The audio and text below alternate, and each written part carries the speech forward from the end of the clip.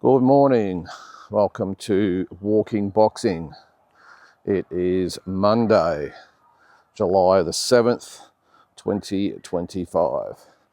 And you can probably see behind me maybe that it's a little bit earlier today. I'll just swing around there. You can see that beautiful sunset in the background there. I think you can anyway.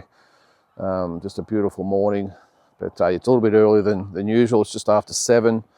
I've got to get on the road this morning.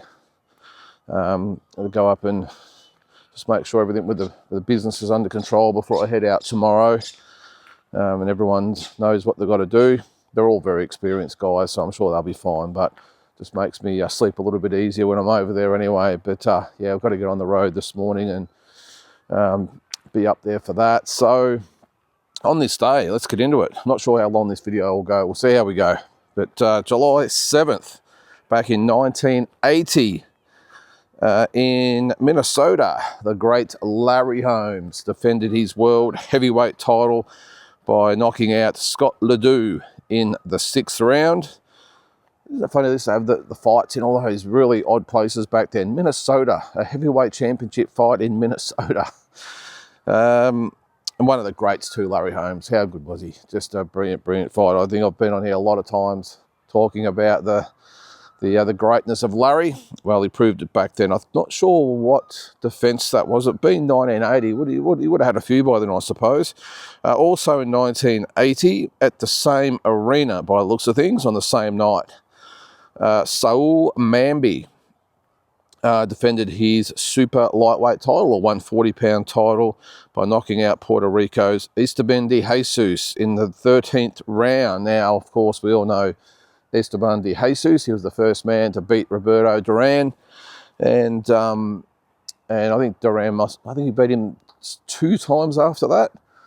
But a great champion back in the day was de Jesus, and obviously would have had to have been to beat Duran at his peak at lightweight, and unfortunately died a few years later to AIDS. And one thing, just a side note that I remember, just speaking of Duran and de Jesus, I remember it was big news back then that this is when I suppose age was at its peak and a lot of unknowns about it, people very, very fearful of it. What does that remind you of in recent times? And Duran, against doctor's orders, hugged de Jesus on his deathbed as a show of respect of what they went through together in the ring. And yeah, again, that was before more was known about the disease, but a great fighter back in the day was Esteban de Jesus, but not on that day because Saul Mamby stopped him in the 13th round. In 1983, Bruce Curry, the brother of Donald Curry, defended his WBC 140-pound title with a knockout of Japanese fighter Hideyasu Akai in the 7th round. That was in Osaka, Japan. In 1985, another great fighter, Julio Cesar Chavez, been in the news a little bit in the last week or two, hasn't he? This is senior I'm talking about. Knocked out Roger Mayweather for the first time. I think they fought again, or they did fight again a few years later. I'm pretty sure that might have, I remember it went on points or Chavez got him out of there, but he had 2 wins over Mayweather. This time it was in the first fight, it was a 2nd round knockout for that super featherweight title, a 130-pound title. That was in Las Vegas. That was probably the fight where Chavez really announced himself and got a lot of people talking. I remember reading about it probably would have been KO magazine or something back in the day. I would have been about 11 years old or something, but I remember, this Mexican fighter, this Chavez, he'd won the title earlier, but I think the Mayweather fight really, as I said, got people talking about him and got him recognised pretty much as one of the best pound-for-pound fighters at that stage. 2000, Mexico's Jose Antonio Aguirre defended his strawweight title by knocking out Jose Luis Zepeda in the 5th round. That fight took place in Mexico. And in 2007, not a great night for Aussie boxing fans, Victor Chenian was knocked out by Nonito Donaire. Does it say? Yeah, was that the first time, 2007? I think it was. That was the first time they met, wasn't it? Yeah, and he knocked him out. What a knockout that was. This is the one I'm thinking of. Oh, That was a sort of a left hook, wasn't it? And Vic just walked straight into it. And he was a bit of a wrecking ball back then too, wasn't he, Vic Darchinyan? But Nonito Donaire he's still a great fighter, but back then he was one of the pound for pound best was Donaire, and that left hook brought a lot of fighters undone, didn't it? And won the he did win it, didn't he? Yeah, the WBA title or whatever it was a few weeks back, the interim title or whatever it was. So I'm sure he'll get another crack at a big fight soon. Now, actually, speaking of older fighters, we'll kick off with this one. Speaking of older fighters coming back, I mean, we've had Donaire, we're about to have Pacquiao. Are we about to have Ricky Hatton? Yes, there's talk that Ricky Hatton will make a comeback on December the 2nd in Dubai, I think it is. Now, there are reports over the last weekend that with the Oasis tour in, where was that? It was in Cardiff, I think. It wasn't in England. And we know Ricky has a history with Oasis going back. He used to walk him out to his fights. That might have maybe had a couple of drinks too many and got himself injured, cut his eye or hurt his eye or something, and maybe got into a bit of fisticuffs there, who knows. But that was a report anyway. But yeah, there is talks that he will fight in December, or December the 2nd, at 46 as well, so the same age as Pacquiao.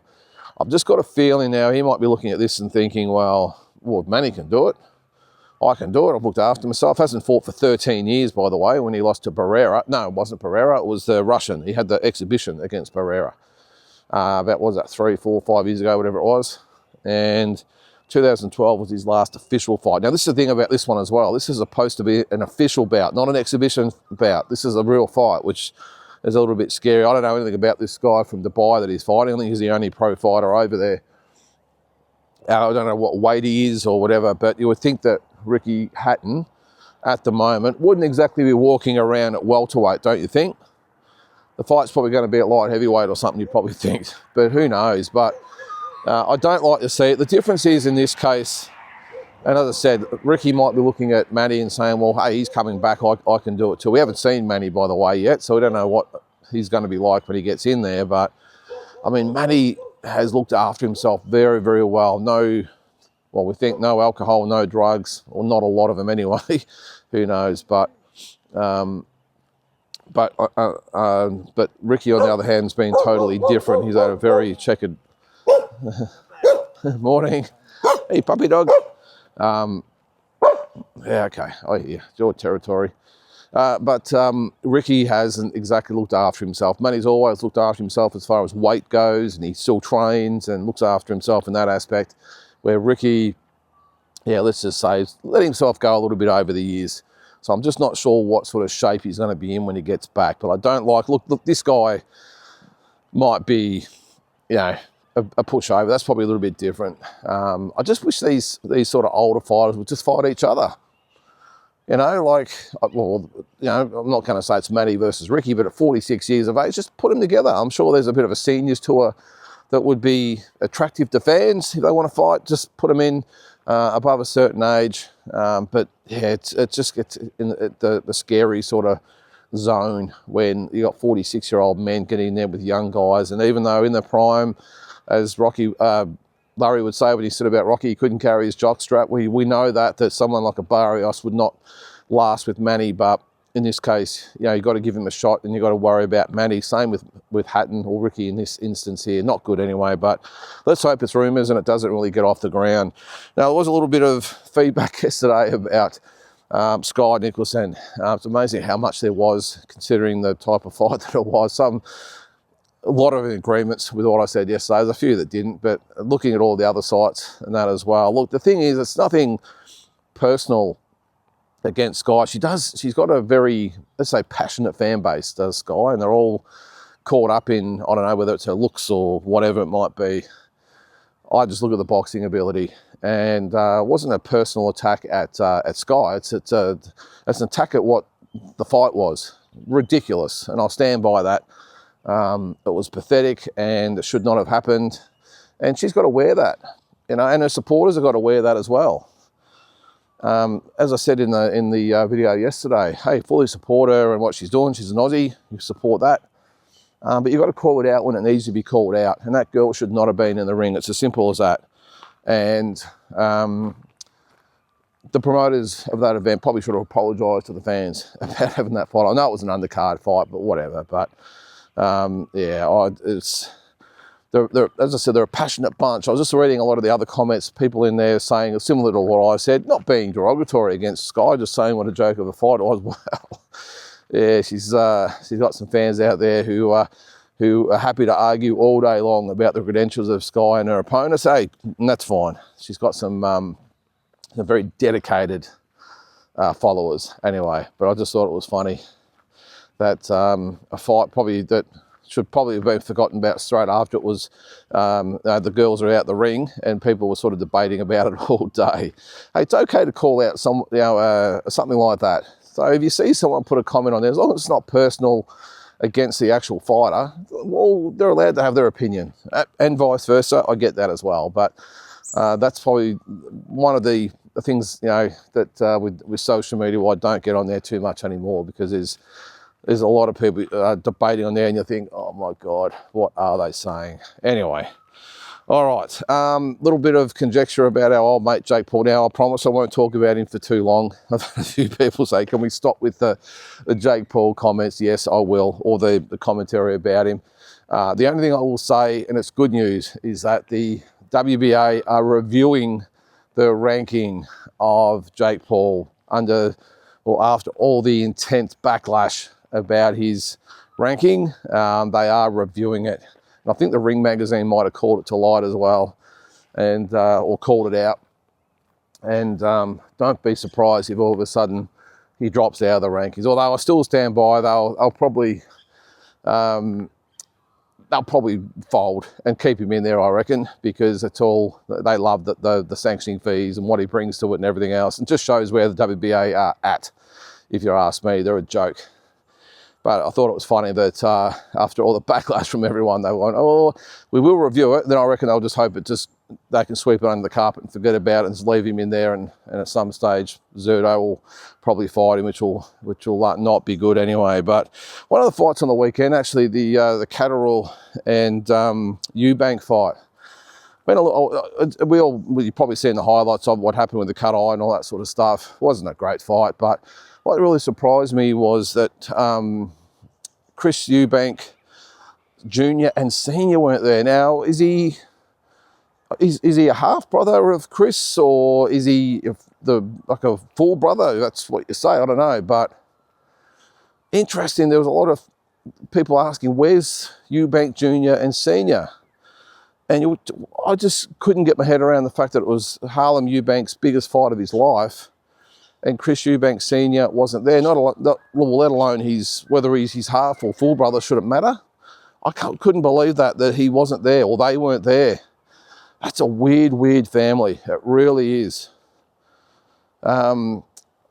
Maybe they had good reason. I don't know, but I'm not sure much has come out about it. But when I saw that, I interviewed a few people after the fight, trainers and promoters and everyone else in there, and no one could really answer the question. But we all know they're a little bit left to centre, the Eubanks, but I just can't get my head around that they would not be there. His dad and his brother for the biggest fight of his life, a big fight over there against Jack Catterall. He's fought for world titles and everything else, I think, hasn't he, Catterall? He's been in some big fights anyway. Yeah, very, very odd family. What else have we got? Just a couple of quick ones. As I said, it's not going to be probably as long as usual, but speaking of the Ben and Eubank, now they are fighting just is it September, is it the 20th or 28th or something like that? I think it's the 20th actually. Well, Conor Benn said that after he's finished with Eubank, he wouldn't mind fighting Ryan Garcia, but he would need $15 million to make it happen. I mean, who is this guy? He's had one decent fight in his career and he was beaten, and all of a sudden he's a shot caller. I don't understand him. I mean, you have pats on the back for what he did in the fight against Eubank, but you got to remember, Eubank Jr. I'm talking about is not exactly world class himself, although he will get a shot at Canelo because of course of his profile. But he's lost the only big fight that he's ever had against a guy who's probably just on the border of the top 15 himself, again, Eubank, and all of a sudden he's calling the shots against one of the most marketable fighters in the sport, one of the biggest names, regardless of what happened with Rolly Romero. Ryan Garcia is still a massive name, and if he comes back and gets himself right, he'll make some massive paydays. So all of a sudden he's saying, yeah, well, I'll consider fighting Garcia, but I want $15 million. I don't know the entitlement of Conor Benn. Now he reckons he's going to take Chris Eubank's head off in the rematch. Of course, they're going to say that. Mate, what happened in the first fight? You had your chance.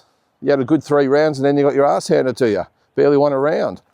So, yeah, the level of entitlement of this guy, and Chris Eubank Jr. is probably a little bit the same, although he has won some half-decent fights and been in some good fights. So, anyway, the entitlement of today's fighters, I don't know, especially those with supposedly famous last names. But, yeah, it'd be interesting fight in September, I suppose. I would think it'd be more of the same. You might see maybe a more aggressive Benn in the middle rounds this time. He sort of punched himself out a little bit in the first 3 rounds, and then Eubank come over the top of him. Or maybe it's the opposite. Maybe you might see him a little bit more controlled in the early rounds this time, looking to sort of take it to the distance, the whole 12 rounds, a long way, and not punch himself out this time. I don't know. It was a great fight the first time though, but we'll see in the rematch. And then of course Eubank will go on to fight Canelo, and we'll see what happens with Benn. Well, just quickly, guys, so I've still got a few minutes before I get home. So just a recap of what's happening. I'm heading off tomorrow.